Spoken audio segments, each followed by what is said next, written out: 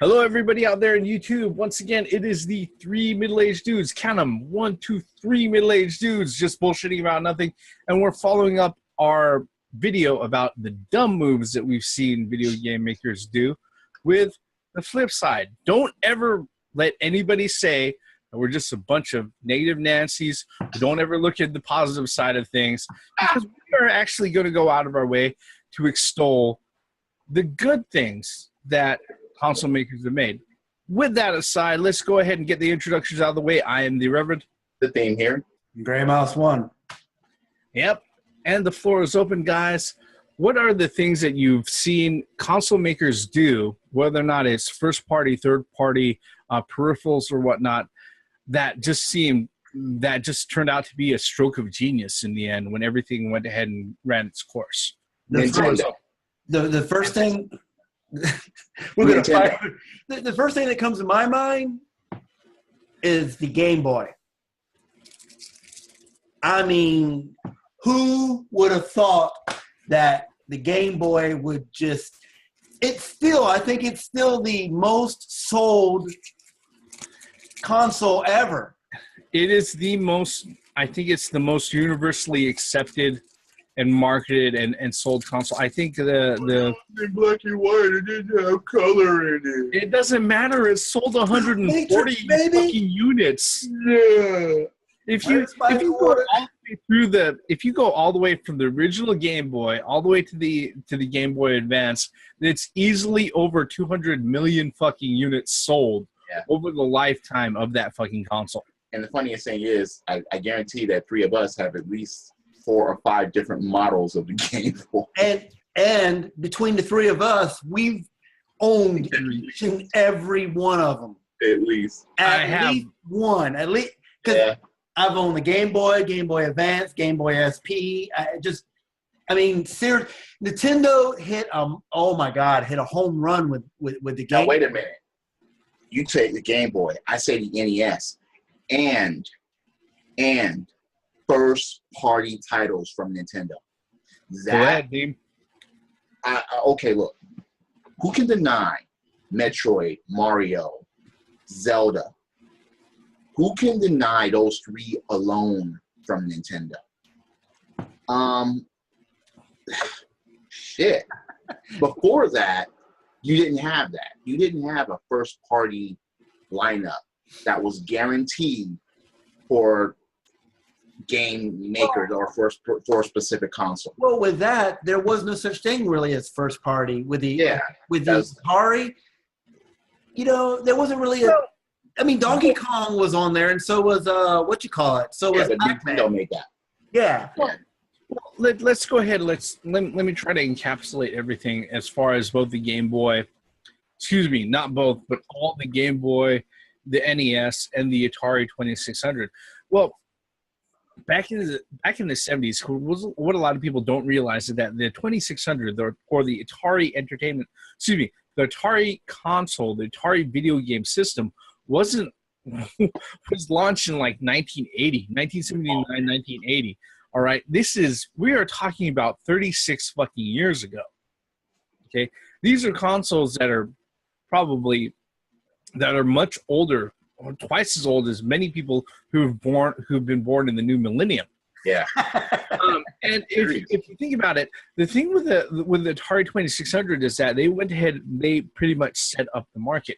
The NES, when it came along, it came after the market crashed, and it pretty much had gone dark for almost 4 fucking years.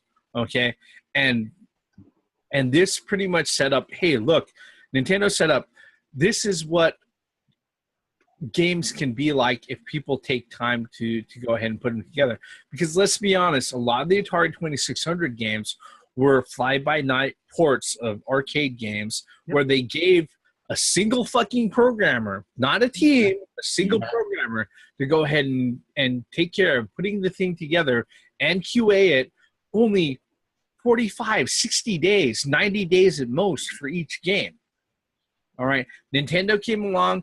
They put some real time into these games and said, "Hey, look, they had the creative minds behind it to go ahead and say, these are the type of experiences that we think we could provide to gamers, to They didn't even have the fucking term gamers. They said to consumers, to our customers, that we're going to go ahead and build this industry. Now, the thing with the Game Boy, yeah, it came out in 1989, a full 4 or 5 years after the NES came out. But you have to understand, the only thing that people had at the time were those LCD games and those fucking the Tiger handhelds. Tiger handhelds.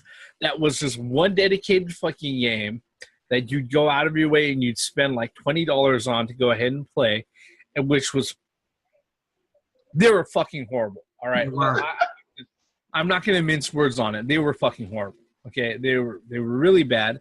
And then you had, hey, look, there's this dedicated portable console. Sure, it's pea soup green and black. Sure, it takes four batteries. Sure, it's not, lit. Batteries can last months. Yeah, but it played, and people, when it came down to, okay, if you don't want to spend $250 on a full size console or even more than that on a full fucking computer and let your kid play around with, knowing that they're gonna fuck it up because that's what kids do. All right, we're gonna go ahead and we're gonna give you a 79, a 99. Actually, I think the Game Boy when it first came out, 99. Yeah, it was $100. We're gonna go ahead and give you the option to go ahead and let your kids play with this, and then they could switch out cartridges like they could with the NES. But guess what? Since we have this whole fucking technology all ironed out, they don't have to do a blowjob on the fucking cartridges every time they want to go ahead and play. Right. And it took off. It was great.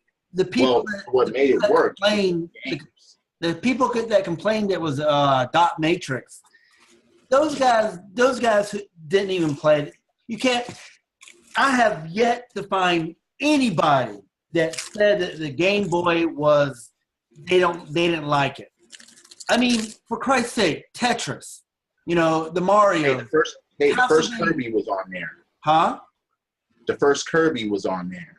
Kirby, Metroid was on there. Zelda was on there. And that says a lot. Kid Icarus was on there. There's so many games that were on the Game Boy. And for those people, the naysayers, I mean, come on, man. No. I would also like to say, things that's done right as well is the arcades. Because like you said there was a dark ages between the Atari flop and the Nintendo NES. What saved that, the people were still gaming, but they just didn't have a console game. People were still going out to the arcades, playing Asteroids, playing Centipedes, playing Pac-Man, playing all these other games, the top-down games. So that in itself, that in itself was a great idea, because that kind of encouraged the new console. What's funny is that talking about the arcades is a wistfully nostalgic thing for me, but it also makes me pretty fucking sad. Because the thing is that there's no arcades anymore. Yeah, there aren't arcades anymore. And the thing about it is that, okay. I remember when Chuck E. Cheese was Chuck E. Cheese. Fuck Chuck E. Cheese. I never liked Chuck E. Cheese, even when Chuck E. Cheese was actually Chuck E. Cheese. But that's not even for the arcade games. They had the same fucking cabinets every time, all right? And then they had like maybe 2 or 3 others. At least they had arcade games there. Yeah, at least they had them. But the 2 or 3 others that were different or actually current were usually so fucking broken and unmaintained because they had odd kids coming up and jacking off of the fucking console. Now wait a minute. That's not fair, because a lot of adults jack off on arcade console games. Okay, I'll take that. But like I said, talking about the arcades makes me kind of sad. So arcades, this one's for you. Okay, that's all I gotta say about that. Yes. Okay, what about what actually went wrong? Actually went right, because the whole thing with Sony and Nintendo collaborating to make a game system, and they decided to part ways, which now we know that as the Sony PlayStation. So I mean, some bad things have to happen, I guess, to make something good. I don't understand that, but a couple of things, a couple of smart things that Sony did. From PlayStation 1 to 2, they kept the same controller scheme. And the PlayStation 2 implementing the DVD player with it. Yep. Smart. So, I mean, I wasn't really a fan of it because people were just buying it just because of the DVD player in it. But that was a smart. It was the cheapest DVD player at that time. Yeah, because at that time, what, $300 for a DVD player, $400 for a DVD player. Yeah, but then this system comes out, what, $299 and the DVD player attached to it. Yep. Smart move. And the fact that the PlayStation 2 has one of the most diversified gaming libraries of all time. It does. It's hanged. Let's take a few steps back. The thing about Nintendo and Sony, their whole odyssey and drama behind creating the PlayStation and everything else. One of the things that I have to give Sony credit for was that they offered another avenue outside of Nintendo and Sega that allowed new publishers and new developers a way to actually go ahead and jump into the market. Case in point, Crystal Dynamics, Core. When the PlayStation came out, it was the first time ever, all right, ever since the Atari, that games were showing up in the United States first before they were showing up in Japan. All right. Mm-hmm. Genuinely speaking, at that point in time, over 90% of the games, actually upwards toward maybe around 98% of the games, showed up in Japan first. And hopefully, on some small fucking chance, they might show up here in the States if they weren't in the plans. And that was great. I mean, it really showed the industry and everybody worldwide that there was other development companies out there and there were other publishers out there that could put out great gaming experiences that weren't attached to a long established, Japanese publisher name like Nintendo or Sega or Taito or Technos or any of the others. It was great for that reason. And to continue this further, when Microsoft decided to get into the fray, 2002, 2003, 2001 with the Xbox One. I mean, Xbox. Or I'm sorry. What is that horrible abomination that had a connected up to it? Yeah, I don't know why. On it. You can't say Xbox One anymore, can you? Xbox Original.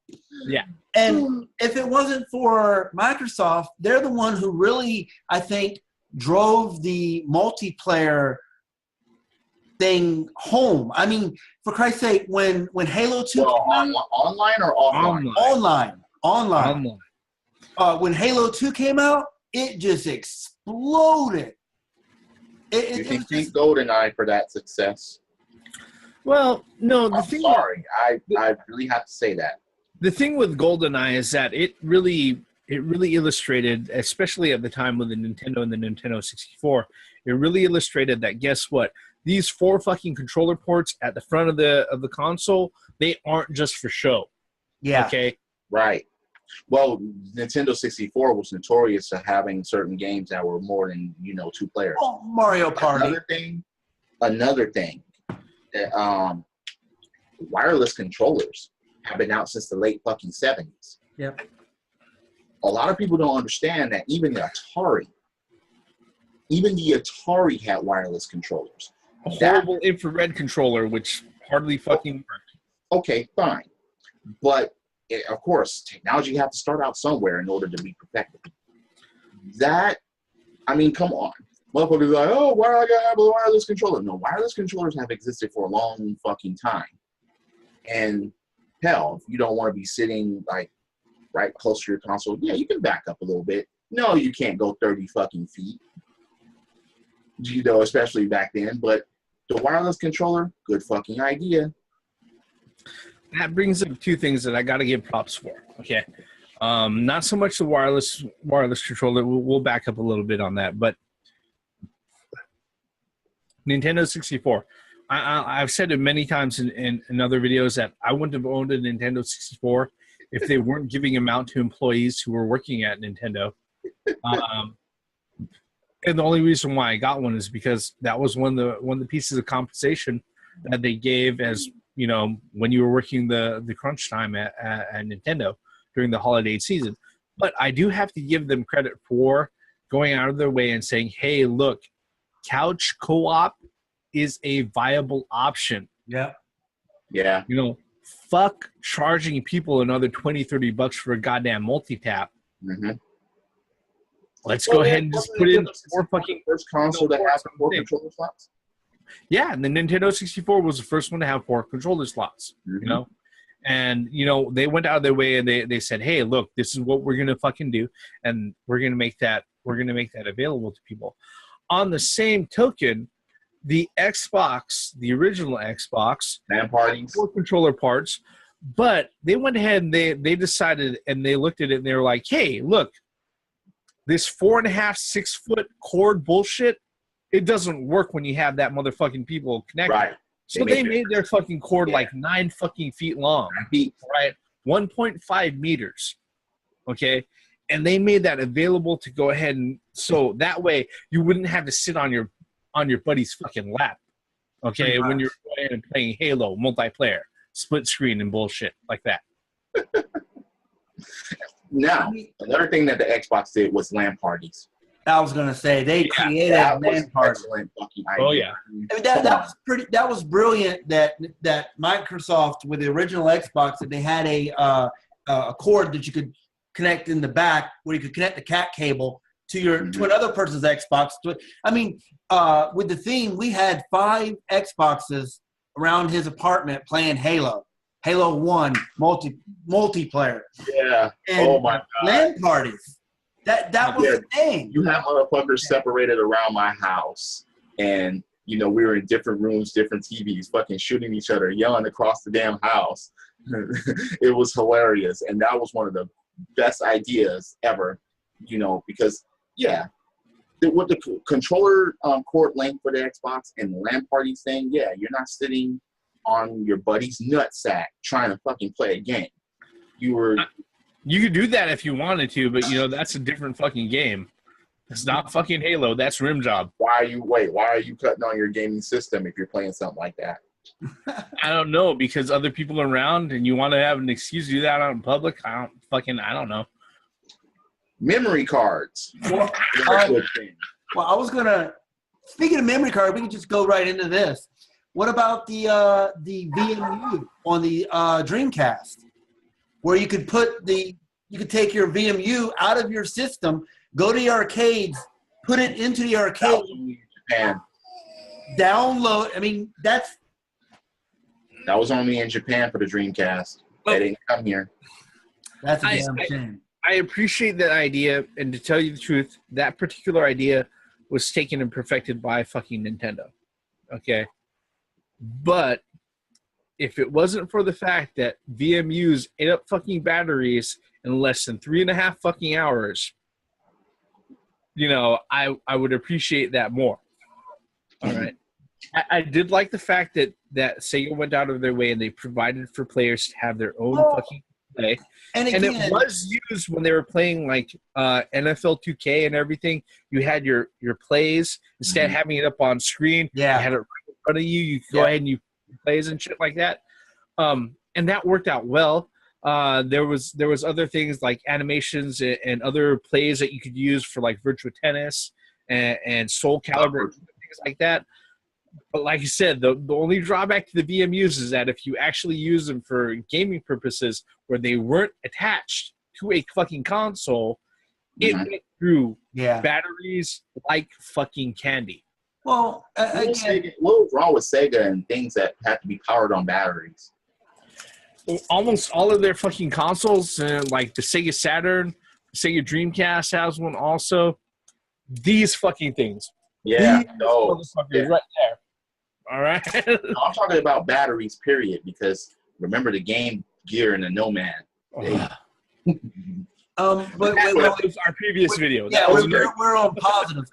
I know, but one thing about the Dreamcast that you can think too is that I think, correct me if I'm wrong, Dreamcast was the first system that you can go online with. Console. console. That's what I'm saying. The Sega Saturn could do it too. No, Saturn. The Super Nintendo could do it. They could go online, Super Nintendo? The Super Nintendo Later. and the Sega Genesis had access to the X-Play, Yes, which they did. allowed you online multiplayer. Now, if you were actually going online and web browsing and stuff like that, then you had the Sega Saturn. Yeah. Sega Saturn.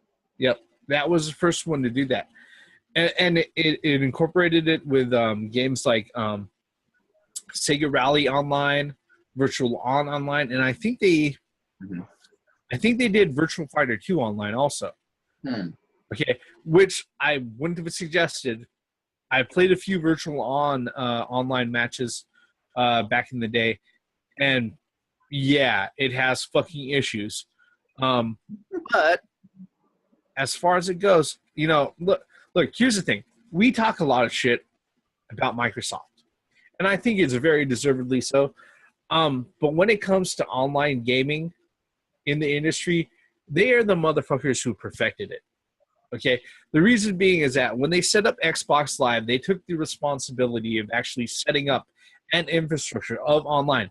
These are how the things are going to fit together, because up until that point, a lot of the first-party publishers went ahead and left it up to individual developers. All right? If you're going to put it online, you figure it out. Right. Microsoft went out of their way and said, if you're going to put it online, guess what? You're going to make it work to our shit. This is how it fucking works. Plug and play, bitches. Okay? Yeah. Go ahead and fit it up to And this. you need to pay this yearly fee, or monthly fee, wherever. The funny thing about that is that, okay, obvious fucking cash grab, but generally speaking, it was $50 for a fucking year, and majority of the internet service providers out there, especially if they're broadband, they were charging that much every fucking month. Every month, depending on your speed. Yes. Yeah. You see, that's like PlayStation Now. PlayStation Now is like $20 a month. Even though it has a great substantial library, still $20 a month. That's like double Netflix, or double Hulu. That's like Netflix and Hulu combined. Yeah. Okay. I'm sorry. Now, I'm not saying that it's a good idea, but I'm just throwing that out there. No, here's the thing. It's a great fucking idea. And if you're somebody who sits there and does if you're used to the GameFly thing and you're used to going ahead and doing the GameFly thing where you reserve fucking games to come to your house 6 months before and then you fucking power through it in a weekend, that's fine. But if you're a working adult with actual fucking responsibilities, Yeah. it doesn't work out that way. No. The majority of the time. Okay? Which is the whole reason why, as much as I like the option to have that service, I've never had a GameFly account. No, neither have I. Yeah. Speaking of great ideas, I gave it shit when it was about to come out. I gave it shit when it came out. I gave it shit when it was out for a long time. But the DS, the fucking DS, man, I gave that a lot of shit. I did. But I don't blame you, because it looked like a chick's fucking makeup compact when it first came out. It did. And Let's just be fucking honest. Yeah, and I was like, what the fuck is this? What is this? Until I played the games on it. And then that was it. I was like, oh, so that's what, oh, holy shit. You can't go wrong with Nintendo titles on it. It's Nintendo titles. Well, yeah, but still. And okay, yeah, PSP, it could have been better, but it could have been a lot worse. Then there are certain games that hit these consoles. Like I said, Nintendo and their first party, that no one can touch that as far as first party. But then you have certain games that came out for certain, at certain times or for certain systems. Okay, like Halo for the Xbox or Portal. You have GoldenEye for the 64. Games that leave marks. at a certain time. Yep. Okay, let's look at the jumps, like for certain sequels. Street Fighter to Street Fighter 2 was a big fucking leap. Virtual Fighter 1 to 2 was a big fucking leap. You rarely see that. Yep. You know, you rarely see like, damn, this went to this. How about are we just defining this as video games and stuff, or we could expand out? Because I got some things like Pokemon card trading game. It's still in the industry, so that counts. And then Magic the Gathering. I mean, come on, man. You got millions of people playing these games. You know what I'm saying? Yu-Gi-Oh! Yep. And the silly thing about it is that they're going to sit there, they're going to charge consumers, you know, anywhere from $3 to $20 for a fucking expansion pack that costs them like 10 cents to fucking manufacture. Yep. Pure fucking genius. Especially like games like Magic the Gathering, where a set comes out every 3 months, and people eat it up. Yep. One thing that I have to give props to, the Lego series, Lego games. I see. I love that. I own every Lego game there. The Lego. Wait. Wait. I'm waiting for Nintendo to get in on that. I'm waiting for Nintendo titles to be Lego. What if that happens? Well, that's a big if. All right. That's something that Nintendo, whether or not Nintendo is willing to go ahead and relinquish that. I don't know. I think that's closer than you think, Reverend, simply because of the success of Pokemon Go. This is the first time, like you said, since the CDI, where Nintendo actually allowed a third-party company to use. That's what I'm saying. That's what I'm saying. If they branch out to something, because it would only be on Nintendo consoles. Let's think about this. If you had a Lego Mario Kart, I mean, you shoot motherfuckers and then Legos blow up, or that will. Wait a minute. I'm telling you, that Lego Zeldas, Lego Metroid. Lego Zelda. Well, the thing about that is that Lego, their big thing as far as that goes is being able to cover multiple genres and multiple platforms. Now, whether or not Nintendo will jump on that is yet to be seen. Unfortunately, we haven't seen actual physical toys that reflect that, so the chances of that are kind of small. But the 8-bit things are kind of and the thing is that it would work. I understand it would definitely work. But one thing that we haven't touched on, and it's really kind of obvious, but you know, as far as ingenious things go, Rock Band, Guitar Hero, absolutely. Oh my fucking god! For a good 5 fucking years. Yep. You know, the musical add-on peripherals. People were playing with plastic fucking instruments at their house. Not just at their house, but you know how they have karaoke bars and they have karaoke night? They had fucking Guitar Hero and Rock Band night at fucking clubs and fucking bars. Yeah. Now, absolutely genius. And I mean, here's another one. DDR. I don't like Dance Dance Revolution, but you still got to give it its props. I mean, it got people. I will give it its props. Yeah, yes, it was aerobics. Yep. But I still give it props. I mean, come on, you witnessed me playing DDR. You witnessed me playing Keyboard Mania. Not as much, but you witnessed me playing Beat Mania.